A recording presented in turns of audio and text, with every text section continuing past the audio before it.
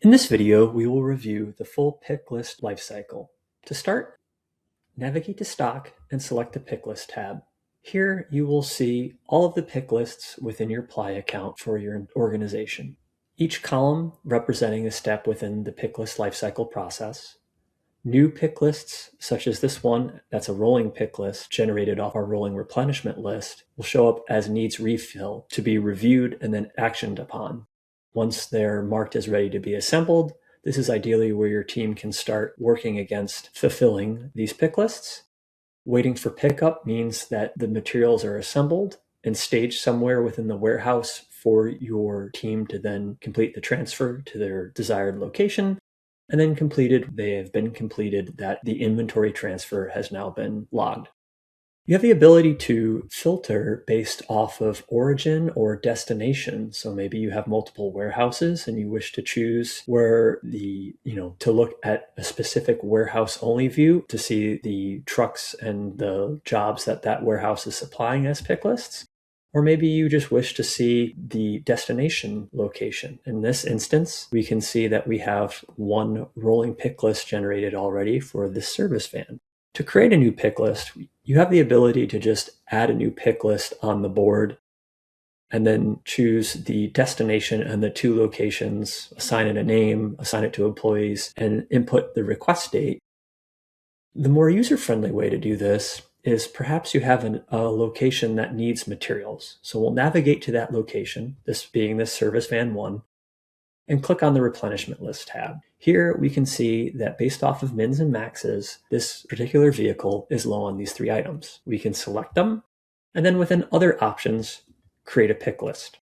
Here, if we had multiple warehouses, we would see them all listed with their percentage coverage to fulfill the request of this pick list. In this instance, we only have one warehouse, but we see that these materials are in fact in stock within this warehouse.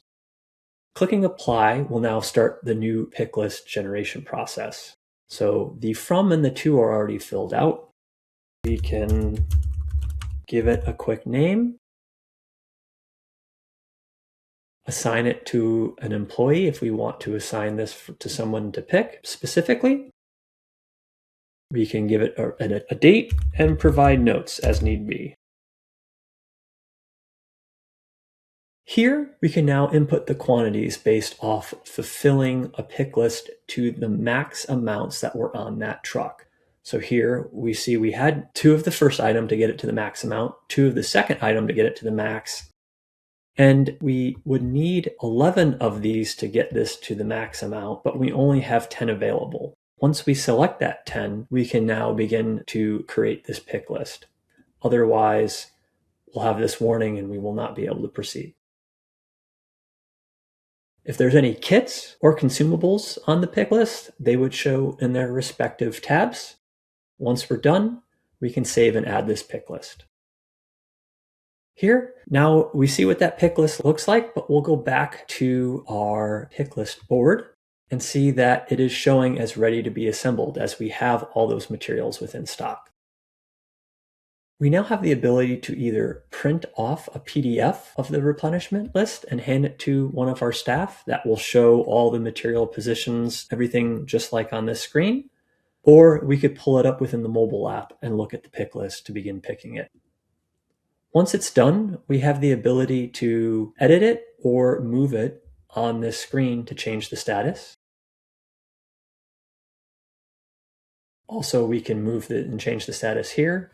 Once the materials are ready to be transferred or being transferred to that truck, i.e. the technician has come in and ready to pick these materials up, all we need to do is drag it on the board or mark it set to completed, and then the material transfer will take place. Now, if we navigate to our service van, we will see that we are now in stock of these materials. We'll see that we have 11 on these on hand. We had 1, we added 10. We weren't able to get it up fully to the max. But we'll see that this pick list has been marked as complete. The material transfer has occurred. We can double check that within our activity.